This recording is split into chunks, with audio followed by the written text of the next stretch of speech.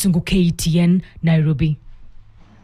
Thank you for that report, Anne Musungu. And still on matters education, our schools officially reopened this week after a 2-month holiday for continuing primary and secondary learners. The back-to-school rush remains at its peak, with uniform, book and stationery shops still flooded with parents securing essentials. Many families are lamenting tough economic times and hiked prices of school items, describing their responsibility as heavy. Meanwhile, learning remains uncertain in Gwitembe, Migori County following ongoing insecurity, which has kept both teachers and learners away from classrooms for fear of their safety. Our reporter Wanjiku Wanjiru reports. The last-minute back-to-school shopping rush continues as parents count down hours to the start of first term. Uniform shops, bookshops and branding services are witnessing long queues and surging demand as families prepare for school reopening.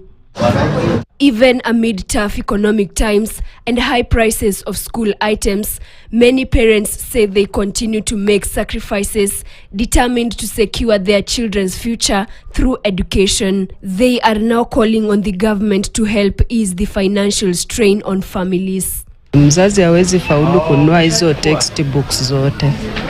Bei iko juu na ni vingi. This comes as questions over school capitation funds persist, with Kiharu MP Ndende Nyoro challenging the criteria used to disburse funds to schools, especially the reduction of capitation per learner from 22,000 shillings to 15,000 shillings. He argues that transparency must be prioritized to ensure full support to learners and learning institutions. And we are going to observe within this term on the behavior, the demeanor, the body language of government, and especially in terms of sending money, not stories. And by the time we are going to the midterm, we expect the government to have sent the real money for this term. Meanwhile, several schools remain closed in Gwitembe, Migori County, with uncertainty over when learning will resume following insecurity caused by long-standing boundary and land disputes that continue to threaten stability in the area. Classrooms sit silent, desks disorganized, while both classrooms and staff rooms remain locked as a safety precaution to protect teachers and learners. Parents say they remain worried as the rest of the country reopens schools for first term. Saa hii watoto wangekuwa shuleni lakini hawachafungua shule kwa sababu wamekosa makao kwa nyumba, watu wamekosa kulala kwa nyumba, wanapukuswa, tunakimbia.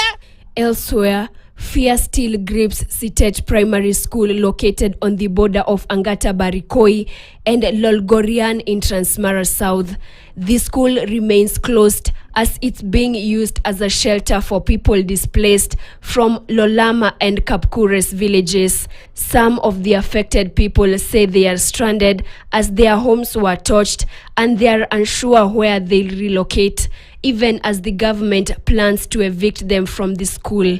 Tuko kwa shule tunaendelea kuishi. Watoto wanateseka. Leo wengine walikuja shule kuripoti lakini walirudishwa. Wetu wako tu. Watoto ya wenyewe wengine ameenda shule. Lakini sisi hatujui vile tutapeleka watoto wetu shule. Na hata namna lolote vile tutaweza kufanya, hata pesa hatuna. Vile tuliathirika, hata kazi hakuna kazi tunafanya. Despite hardships, parents remain hopeful for improved learning conditions and a better future in the education sector. Many say they are looking forward to a successful first term, hoping learning